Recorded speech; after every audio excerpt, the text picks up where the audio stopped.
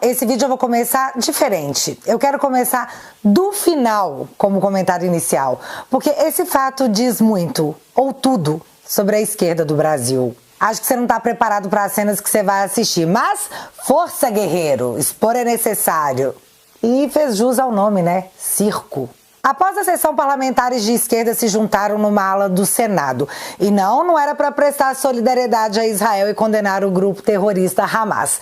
Era por conta do fim da CPMI. Uma grande quantidade de pessoas, muitos filmando, quando o assessor do Carlos Jordi aparece na cena também filmando. E claro, cobrando a ala governista quando rola isso aqui.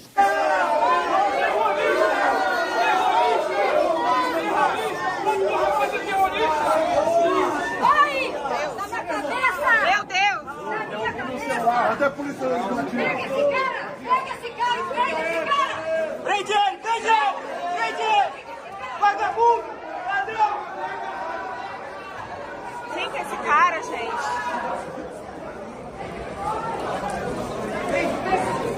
Senado.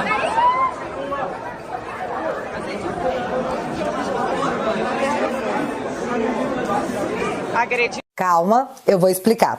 Mas antes vamos à postagem de vovó Mafalda sobre o fato. Urgente! Bolsonarista agride senadoras e é perseguido no Senado Federal.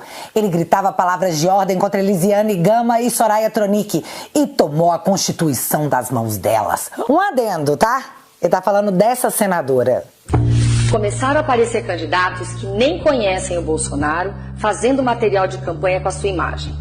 Esses candidatos genéricos não têm caráter e nem compromisso com os nossos ideais e, sem autorização alguma, utilizam a imagem do Bolsonaro para ganhar votos. Nós estamos denunciando esses aproveitadores à Justiça Eleitoral, porque no fundo, o que eles realmente querem é iludir você, eleitor. Esperamos que eles sejam rigorosamente punidos. Se eles são capazes de mentir nos adesivos, imagine se forem eleitos. Lembrem-se, eu sou Soraya Tronic, a única candidata do PSL ao Senado. Eu estou preparada para ajudar o Bolsonaro a retomar o desenvolvimento do Mato Grosso do Sul e do nosso Brasil. Essa senadora estava no meio de parlamentares de esquerda comemorando com eles. Então eu espero só que o povo não se esqueça. Mas tá, na sequência a senadora Tigresa deu essa vexatória declaração. E já você vai entender o porquê ela é tão vexatória. Veja o vídeo com a legenda de vovó Mafalda. Soraya Tronic explica agressão de bolsonarista. O que aconteceu? Eu senti coisa, o que me chocou, que na hora que as pessoas estavam caindo sobre mim, assim, só no empurra, ali não estava doendo nada exatamente. O que me assustou, não sei a altura dele, eu sou baixinha, eu acho que caiu de uma altura o celular dele quicou com a ponta, a sensação que eu tenho, como doeu bastante, caiu e quando eu vi tava aquele rebuliço. Aí eu entendi quem tava me agredindo, assim, que eu achei que foi por causa do celular dessa pessoa. Porque eu acho que a gente tem que ou rever alguma coisa, eu não vou ser leviana, mas foi por conta daquele momento. E aí eu gritei mesmo, pega porque a polícia legislativa tem que atuar. A senhora vai... Beleza, agora a gente vai ver o que realmente aconteceu em câmera lenta.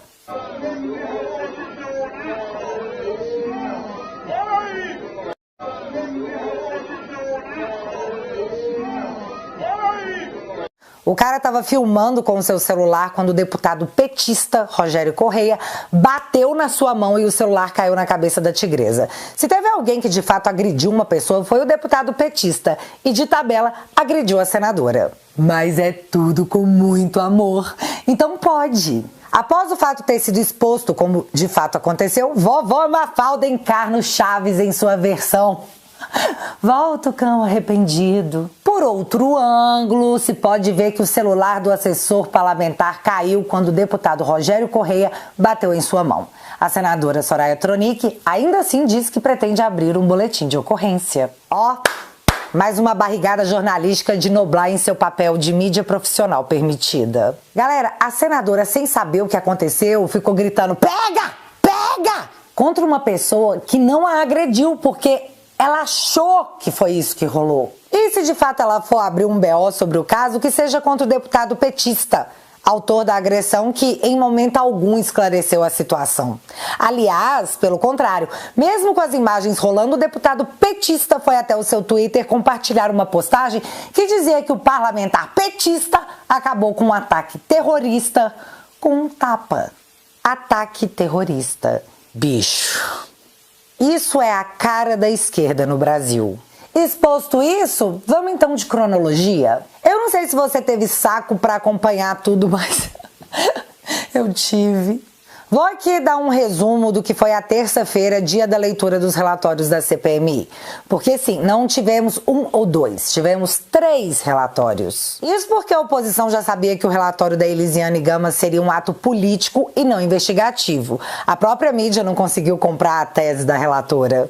A ausência de general Gonçalves Dias descredibiliza relatório de Elisiane Gama. E isso porque, dentre várias coisas que poderíamos citar, G. Dias fraudou documentos oficiais para que não ficasse evidenciado que ele sabia exatamente o que aconteceria no dia 8 e nada fez. Não, nada fez não. Ele deu um rolezinho dentro do palácio. Então assim, pegou mal, né, companheira? Todo mundo viu e você saiu da sua função da CPMI como uma passapanista militante. O indiciamento do presidente Bolsonaro veio sem uma única prova. E assim tivemos uma pérola proferida que entrará para os anais do mico ideológico do Congresso brasileiro. Que Jair Messias Bolsonaro, então ocupante do cargo de presidente da República, foi autor, seja intelectual, seja moral, dos ataques perpetrados. Se não autor intelectual, autor moral? Mas que raios de crime é esse? Eu posso pedir o indiciamento da Jandira Fegali por ter como autor moral de seus atos o genocida Stalin? Porque ela fala isso abertamente, sem nenhum pudor. Apesar que nos tempos de hoje, né, os antissemitas estão beirando com os nazis e a justiça não se importa. Polícia Federal atualmente só persegue apoiador do presidente Bolsonaro. Falar que o bigodinho estava certo não tem nenhuma consequência. E acredite, tem centenas de mensagens como essas nas redes sociais. Inacreditável. Os indiciamentos de Elisiane Gama se basearam no depoimento do Walter Delgatti, o hacker de Araraquara, que não conseguiu reunir nenhuma prova do que ele falava, porque... Mas ele é um hacker, ele não teria conseguido gravar de alguma forma até escondido? De forma alguma. O Walter, naquela oportunidade, inclusive ontem ele não relatou, mas ele foi orientado por Carla Zambelli a deixar o celular dele no modo avião. Ele não relatou isso ontem.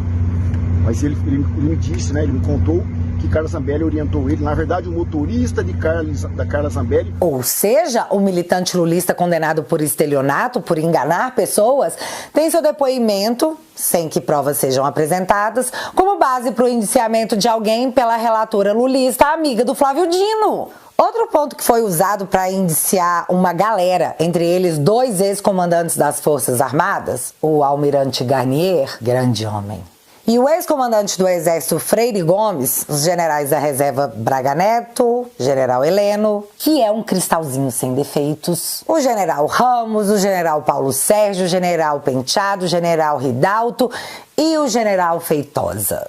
Então, ela usou a delação do Cid. Pera, vamos de novo. O presidente Bolsonaro e mais 8 generais foram indiciados tendo como base a delação premiada do Cid. O negócio é que só tem um problema nisso. A delação do Cid tá sob sigilo. Como que você pode usar um documento sob sigilo que você não sabe se existem provas? Que eu acho que não tem. Caso contrário, o magnânimo, maravilhoso, dono de todos os pensamentos, ministro Alexandre, já teria mandado prender o presidente Bolsonaro, ó. Vez ou outra vazam trechos dos depoimentos do Cid para a imprensa para que uma grande especulação seja feita e uma fritura seja promovida. Mas ninguém tem como saber se isso é real ou não. A não ser que a Polícia Federal tenha vazado o depoimento do Cid para que a relatora usasse o documento para embasar o seu relatório, né? O que seria um crime. Mas mesmo assim, delação sem prova e nada é a mesma coisa. Você não pode condenar alguém porque alguém disse algo sobre você. Caso contrário, rasga o livrinho da Constituição, quebrem os carros, desliga a energia elétrica, porque estaremos revivendo a Idade Média. Mas aqui, você não acredita quem mais foi citado dentro do relatório da Elisiane? Sim, euzinha. E não fui indiciada, nem me imputaram nenhum crime. Parece que o meu ato antidemocrático foi ter comparecido a uma audiência pública na Casa do Povo, onde eu disse isso aqui. O que eu tô pedindo aqui é acesso ao Estado Democrático de Direito e ao devido processo legal que me é garantido pela Constituição, a qual todos nós somos regidos. Eu tô pedindo aqui a notícia, baseada na notícia que saiu nos jornais, onde um juiz determinou que um processo sobre um traficante fosse anulado porque não cumpriu o devido processo legal. Eu estou falando aqui de um bandido corrupto que lesou uma nação inteira e que teve o seu processo anulado porque, teoricamente, não se cumpriu o devido processo legal. Eu estou aqui falando para Vossas Excelências que eu não estou tendo o devido processo legal. Há anos. E não só eu. Muitos de nós. Então, o que eu estou pedindo aqui, de forma absurda, é o mesmo direito que a justiça deu para um traficante e para um corrupto condenado. Eu estou pedindo aqui o mínimo. Então, por favor, Senado, por favor, Congresso, parlamentares, socorro. Cara, muito doida eu, né? Como que eu ousei fazer tal coisa numa casa que eu mantenho com os meus impostos? Desculpa, dona Elisiane, eu tava birulabel das ideias, porque de fato, ladrões e traficantes têm mais direitos do que eleitores do Bolsonaro. E isso é viver em uma democracia relativa. Mas enfim, eu fui citada porque provavelmente dona Elisiane não gostou das capas dos meus vídeos, na qual ela sempre apareceu tão bem, tão em destaque. E assim, alguns chamaram o relatório de vingança, mas eu acredito no seu coração puro, tá, dona Elisiane? Eu só não sei se os eleitores que votaram na senhora lá no Maranhão também vão acreditar. Ah, e a senhora também mentiu num negócio tão besta, porque você disse que o Bernardo Kisser estava também lá na audiência pública no Senado. Como se isso fosse um crime. Mas o negócio é que ele não tava nem presencial, nem remotamente. O cara tava em lua de mel, acho que no Egito. E aí eu me pergunto, se mentiu em algo tão banal, tão bobo, será que mentiu em algo importante? Bicho, a mulher apresentou um relatório com uma mentira escrita. Ô Alexandre, temos aqui uma fake news, assim, só pra avisar a galera do TSE que tá me monitorando, tá? Por favor, avisem o Xande, ele curte esses negócios. Pra gente avançar, relatório da lulista amiga do Dino salvou o traseiro do G Dias e pediu o indiciamento de 61 pessoas. Em contrapartida, o senador Isalci Lucas, em seu relatório, pede a prisão de Flávio Dino, que vale lembrar, zoou com a cara de todo mundo lá na comissão, porque ele é um cara muito zoador, né? Muito zoeiro. Primeiro ele disse que só ia entregar as imagens solicitadas pela CPMI com autorização do STF. Depois ele recorreu da decisão do STF que as imagens deveriam ser entregues. E depois ele disse que, ops, vocês não acreditam, meninas, as imagens foram apagadas. Elisiane não viu problema algum, mas a oposição viu, óbvio. O terceiro relatório apresentado pela oposição pede também o indiciamento, além de Flávio Dino, do Lully, que vale lembrar, no final da tarde do dia 7 de janeiro, correu para o interior de São Paulo convocando de forma inédita, às pressas, a imprensa. E, por óbvio, o general fraudou documentos oficiais para emitir sua responsabilidade. O seu G Dias. E sem a possibilidade de discussão, a terça-feira se encerra apenas com a leitura dos 3 relatórios. Chegamos então na manhã de quarta, dia de fato que o pau ia quebrar. Dia de discutir e votar os relatórios. Todos eles. Mas quarta pela manhã já havia matéria no Globo com a Malu Gaspar contando o que os generais acharam do relatório da Elisiane, que os indiciou por delação sigilosa e depoimento de estelionatários. Generais classificam o relatório final como patético e vingança. Cara, foi pior que o relatório da CPMI da Covid? Se bem que não, muito do relatório foi um copia e cola. Acredite você ou não. Mas beleza, vamos para a audiência, que foi difícil de assistir, porque logo de cara a gente viu um ato concreto de hipocrisia. Durante os meses de comissão, Elisiane Gama se referia às pessoas que participaram do dia 8 de janeiro como terroristas. E aí, após um real ato de terrorista, que de novo a esquerda no Brasil não consegue chamar pelo nome, Elisiane passa a chamar as pessoas de vândalos. Vândalos que tiveram sentença de 17 anos de cadeia. Mais do que pessoas que tiram a vida umas das outras. Mas eles dizem que é pela democracia. Tá, eu vou poupar vocês do que eu tive que assistir dos parlamentares de esquerda. Mas a fala do Feliciano resumiu muito bem o que foi feito pela relatora. Sobre a relatora, senhor presidente, é lastimável. Ah, se ela prestasse atenção em mim agora, eu ia ficar muito feliz. Seria a primeira vez durante a CPMI. A senhora arruinou vidas, a senhora destruiu reputações, a senhora fez pessoas de bem chorarem. A senhora destruiu reputações de colegas parlamentares, inclusive da Carla, que está aqui, e eu me solidarizo com você, Carla, porque eu lhe conheço. A senhora fugiu da verdade, a senhora se escondeu atrás da mentira. A senhora praticou a injustiça de macular aqui, através desse seu relatório pífio e lixo, um homem de bem, um patriota, um amigo, um líder, um herói. Foi citado aqui por um hacker, um bandido condenado que de repente virou herói para as esquerdas. Aliás, isso é redundância, né? Bandido ser herói para a esquerda, isso é redundância. Aqui, cola comigo, tá? Sobre os deputados lulistas, o resumo merece ser bem assim. Sem anistia! Fascistas! Foi golpe! Estado democrático de direito. É pela democracia. Não tô zoando, foi isso aí mesmo. Se você tiver saco, vai lá, 10 horas, confere. Eu vi Jandira Fegali dizer que eles são os verdadeiros defensores da liberdade. E até faz sentido se você parar pra pensar que o cara que debochou de mulheres violentadas por terroristas é do PCdoB, partido da Jandira, e agora o PCdoB tá dividido se ele deve ou não ser expulso por essa atrocidade. Vai ver que eles acreditam que esse babaca tem o direito de dizer tal coisa. Deve ser isso.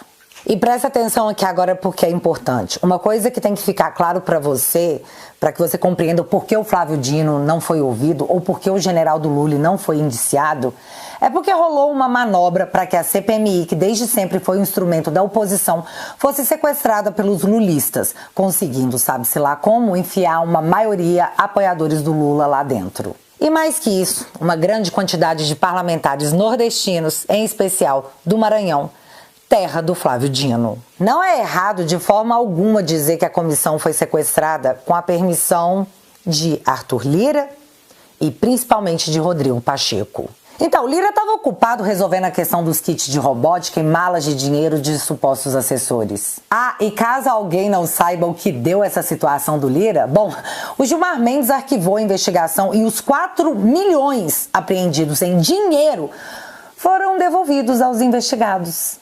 4 milhões em dinheiro. Gilmar Mendes arquivou e os valores devolvidos. Tá tudo certo. Afinal, foi uma determinação suprema e ninguém aqui quer ser acusado de ser antidemocrático, né?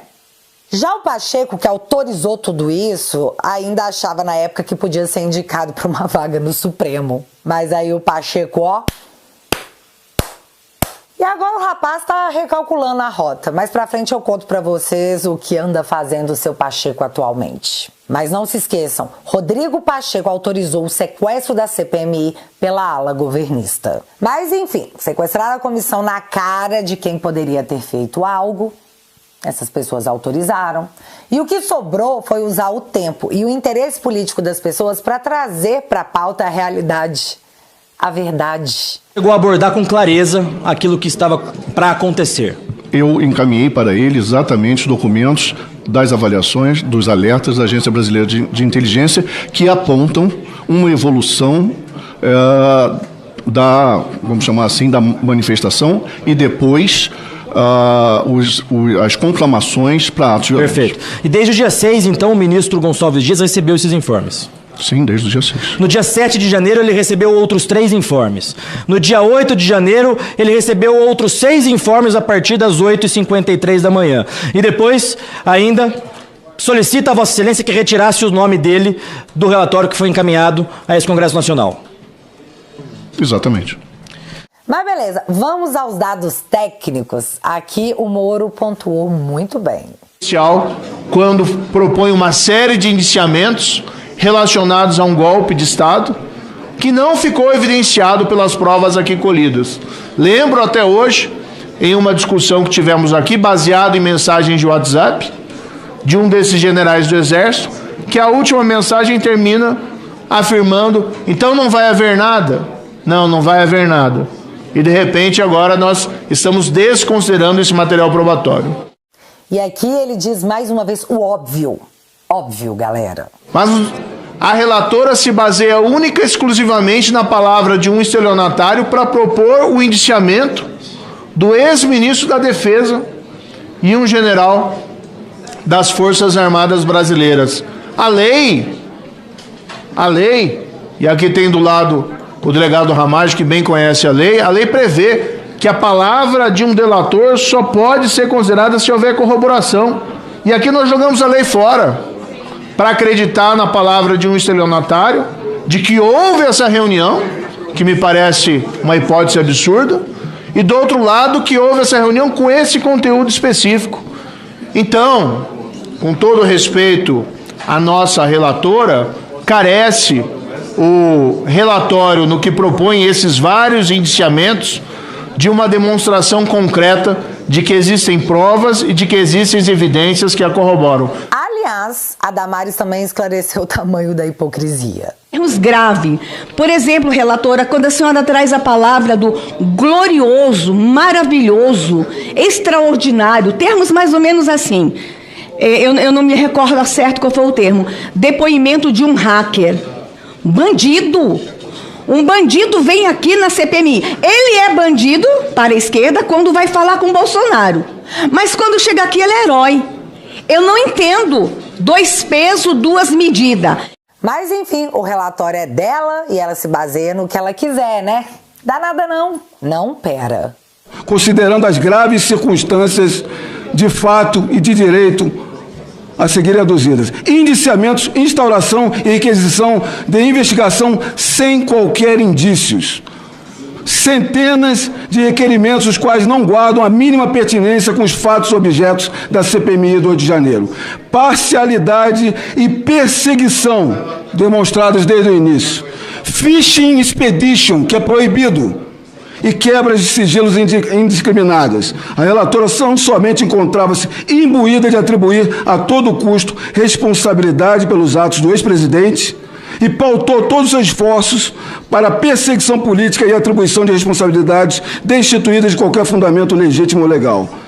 A relatora reiteradas vezes se omitiu em apurar fatos determinados para proteger aliados, como nós vimos. E o propósito, sem nexo e sem provas, de imputar os atos, todos os danos, depredação e patrimônio público a diversos crimes ao ex-presidente da República e a quem estava à sua volta, de forma a furtar-se de analisar como deveria na condição de relatora de uma comissão parlamentar de inquérito. Os tipos penais que ela tem que ser imputada: abuso de autoridade, inovar artificialmente no curso de diligência de investigação com o fim de responsabilizar criminalmente alguém. Incorre na mesma pena divulgar dados ou informações incompletos para desviar o curso da investigação. E prevaricação: deixar de praticar indevidamente ato de ofício ou praticá-lo contra disposição expressa para satisfazer interesse ou sentimento pessoal. Portanto, para a tramitação regular de todas as próximas CPIs que possam vir, nós temos que respeitar o fato determinado da sua instauração e não trabalhar com parcialidade para acobertar crimes de parceiros e aliados políticos. Muito obrigado, senhor presidente. A oposição vai acionar judicialmente a relatora por essa série de crimes que o Ramage citou. E o que aconteceu não pode ficar impune. Aliás, falar da relatora e da sua péssima e imparcial atuação causa comoção. Veja, não fez absolutamente nada disso. Então, e eu digo isso aqui com uma tranquilidade muito grande. Meramente, e eu falo isso com pesar, é um fantoche a serviço do Lula. Então esse relatório não passa de água de salsicha, né? Não serve pra porcaria nenhuma. Até mesmo porque é uma recomendação que pode ser feita... Mas não, peraí, presidente, que é isso? Eu não posso falar. Até pouco tempo o senador estava falando que estava com dodói de Oviel. Fazer uma ponderação, presidente, fazer uma ponderação a Vossa Excelência. É isso mesmo. Relatório água de salsicha. Deixa eu fazer uma ponderação. Não serve pra porcaria nenhuma. Deputado Nicolas. Atacam à vontade e quando nós respondemos, se colocam como vítimas. vemos que isso aí é um fenômeno global. Só que isso vai acabar. Isso já está acabando. Ainda sobre a Elisiane, o Marcel fez a pergunta que eu gostaria de ter feito a ela. Uma grande farsa. O relatório apresentado é uma grande farsa. E eu vejo aqui a senadora Elisiane Gama, que é a relatora, e eu me pergunto se ela consegue dormir à noite. Porque eu não conseguiria, senadora. Porque eu já não consigo, ao ver as injustiças, durmo muito mal. Eu imagino cometendo injustiça como Vossa Excelência está cometendo contra pessoas, muitas que não têm sequer condições de sustentar no dia a dia e estiveram presas por meses a fio, algumas delas presas ainda, manicures, mecânicos, motoristas. Vossa Excelência produz um relatório final que perde a oportunidade de fazer justiça às pessoas. E assim, nós tivemos várias outras falas, mas eu vou encerrar esse vídeo com a fala do Espiridião Amin. E ele pede o papel que a esquerda estava segurando, que dizia sem anistia. Veja o que ele faz em seguida. Anistia, este relatório concedeu ao ministro Flávio Dino. De verdade. Anistia, essa anistia não vai prosperar no curso dos acontecimentos, já que a minha querida amiga Elisiane Gama não incluiu nas suas retificações eu estou ocupando esse espaço do encaminhamento para respeitosamente dizer os argumentos empregados para dar essas duas anistias bastam para tornar o conjunto da obra prejudicada. A obra está prejudicada. Nós não conseguimos trazer a Força Nacional, não conseguimos chamar o chefe da Força Nacional e, apesar de lamber os beiços com vontade de vir aqui, não tivemos esse privilégio de trazer o ministro da Justiça e da Segurança Pública.